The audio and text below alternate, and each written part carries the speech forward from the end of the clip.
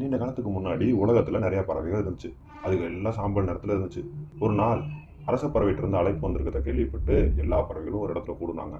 அரச பறவை கூப்பிட்ட இடத்துக்கு வந்த எல்லா பறவைகளும் ஆடி பாடி சந்தோஷமா இருந்தாங்க. அப்ப அரச பறவை தன்னுடைய இறக்கைய வானத்தை நோக்கி நீட்டுச்சு. அங்க ஒரு அழகான பெரிய வானவில் இருந்துச்சு. அதை பார்த்து எல்லா பறவைகளுக்கும் ரொம்ப சந்தோஷம். அப்ப அரச பறவை எல்லா பறவைகளையும் பார்த்து, உங்களுக்கு நான் வர்ணம் கொடுக்க போறேன், உங்களுக்கு பிடிச்ச கலரை நீங்களே சூஸ் பண்ணிக்கோங்க அப்படின்னு சொல்லிச்சு. உடனே அடிச்சு பிடிச்ச ஒரு கிளி முன்னாடி வந்து எனக்கு பச்சை நிறம் கொடுங்கன்னு கேட்டுச்சு. அரச பறவை அந்த கலரை கொடுத்துட்டு அதுக்கு பச்சை கிளின்னு பேர் வச்சுச்சு. இன்னொரு குருவி முன்னாடி வந்து எனக்கு சிகப்பு நிறம் கொடுங்க அப்படின்னு கேட்டுச்சு. அதுக்கு சிகப்பு நிறத்தை கொடுத்துட்டு அதுக்கு செங்குருவின்னு பேர் வச்சுச்சு. இப்படி எல்லா பறவைகளுக்கும் விருப்பப்பட்ட கலர்களையும் பேர்களையும் கொடுத்துக்கிட்டு இருந்துச்சு அரச பறவை. அப்ப தூரமா ஒரு சின்னஞ்சிறு குருவி மட்டும் தனியா நின்றுகிட்டு இருக்க பார்த்த அரச பறவை, அதுக்கு ஏன் நீ மட்டும் தனியா இருக்க, உனக்கு பிடிச்ச வர்ணத்தை கேளு அப்படின்னு கேட்க, அதுக்கு என்னோட இடம் வர்றதுக்காக வரிசையில காத்துக்கிட்டு இருக்கேன் அப்படின்னு சொல்லி அந்த சின்னஞ்சிறு குருவி சொல்லுச்சு. இதை கேட்ட அரச பறவை, ஆனா எல்லா நேரமும் முடிஞ்சிருச்சே, இப்ப என்ன பண்றது அப்படின்னு கேட்க, இதை கேட்டவனே வருத்தம் அடைஞ்ச சின்னஞ்சிறு குருவி, அப்ப நான் சாம்பல் நிறத்துல தான் இருக்கணுமா அழுக ஆரம்பிச்சிருச்சு. இதை கேட்ட அரச பறவை எல்லா பறவைகளையும் வர வச்சு அவங்க எல்லார்ட்ட இருந்து கொஞ்சம் கொஞ்சம் கலர் எடுத்து அந்த கலரை பூரா அந்த சின்னஞ்சிறு குருவிக்கு கொடுத்து, மற்றவங்களுக்காக பொறுமையா இருந்த நீ சாம்பல் நிறத்துல இருக்கக்கூடாதுன்னு சொல்லி அதுக்கு பல வர்ணங்களை கொடுத்துச்சு.